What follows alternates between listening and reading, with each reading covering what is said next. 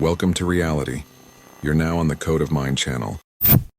Today I want to talk to you about a simple and at the same time strange question. Who are we, and where do we actually live? Some of you hold on to the Earth as a globe model. Others believe in a flat Earth. Others are convinced it's all a massive simulation, a quantum game, or someone's laboratory. And the honest answer is this: neither you nor I can prove any of these theories 100%. But there's one observation that connects all versions. We clearly don't fully understand what consciousness is and how it's connected to what we call reality.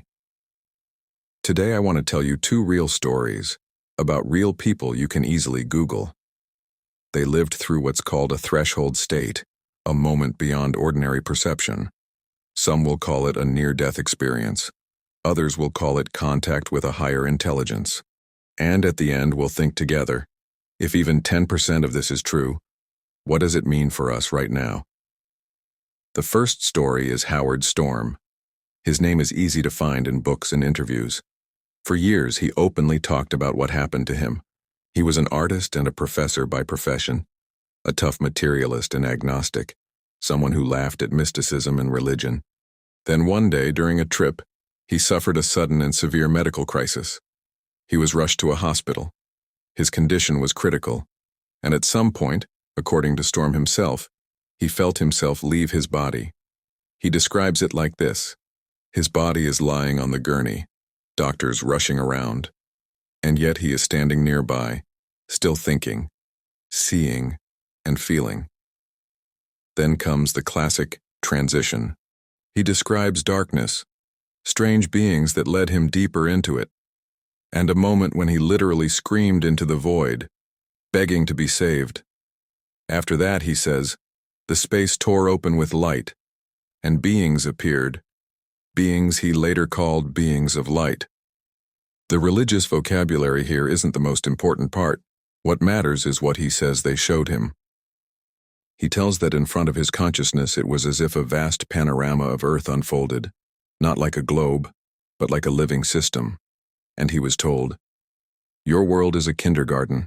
You are a very young civilization. You have intelligence, but you still behave like children holding a grenade. Storm says he experienced it like a ladder of development, of civilizations, not literal, but crystal clear in meaning, stages of the evolution of mind. At the lowest levels, life, instincts, survival. Higher, organized animals, packs, hierarchies. Higher still, intelligence, language, technology, and beyond that, civilizations that managed to grow out of the child stage and stop destroying each other. And he was shown that humanity is stuck somewhere near the bottom of that ladder. Yes, we have science, satellites, the internet, spacecraft. But mentally, we still act like tribes dividing one planet into mine and yours, arming ourselves to the teeth and being ready to blow everything up for control.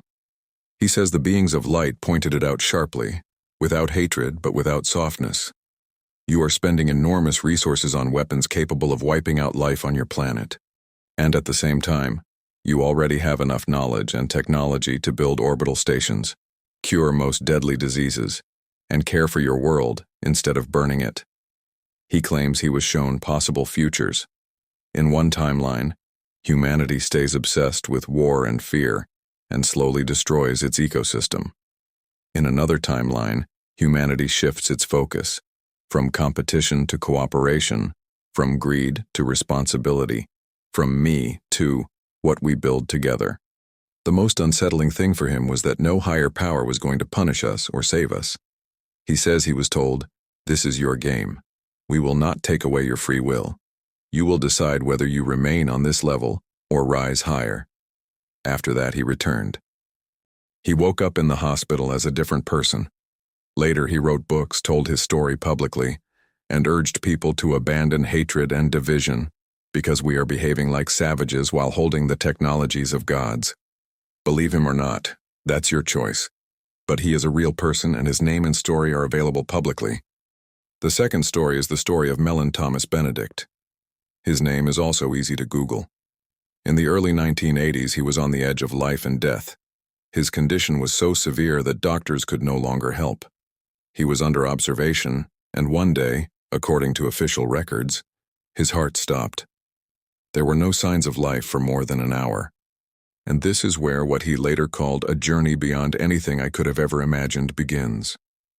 He describes leaving his body, looking at his lifeless form from the outside, and then feeling his consciousness get pulled, fast, toward light. Not just a tunnel, but an ocean of light, something that was simultaneously living intelligence and a loving presence. Then, he says, came a kind of cosmic lesson. There were no words, and yet he understood everything instantly. He was shown the history of Earth like a hologram, from the first forms of life to modern cities. He was shown the evolution of consciousness on different planets and possible future paths of humanity, stretching hundreds of years ahead. He says he was even taken beyond our universe, into an empty yet living space, which he described as an energetic void beyond the Big Bang. But the most important part of his story isn't the cosmic imagery. It's what he brought back. He says he understood that every being is a fragment of one vast consciousness, that there is no final eternal hell, only levels of confusion and awakening, that we continuously create our reality because consciousness isn't a product of the brain, it's the primary source. What shocked him most was how he had lived before the illness, in deep cynicism. He feared the future, he hated humanity, he believed people were a cancer on the planet. And in that state, he says, he literally attracted destruction into his life. In the light, he saw the same Earth through a completely different perception, as a living organism in which humans are not a tumor, but part of a process of awakening. Yes, we do terrible things, but inside us, there is still potential for love and creation. After he returned, witnesses say his condition changed dramatically. He began studying light and cellular communication, participated in projects connected to quantum biology, and gave lectures about consciousness and death. He is a real person, with interviews, publications, and research that confirm the fact of his experience. Now, for a moment, let's set aside these specific names and look at the common pattern.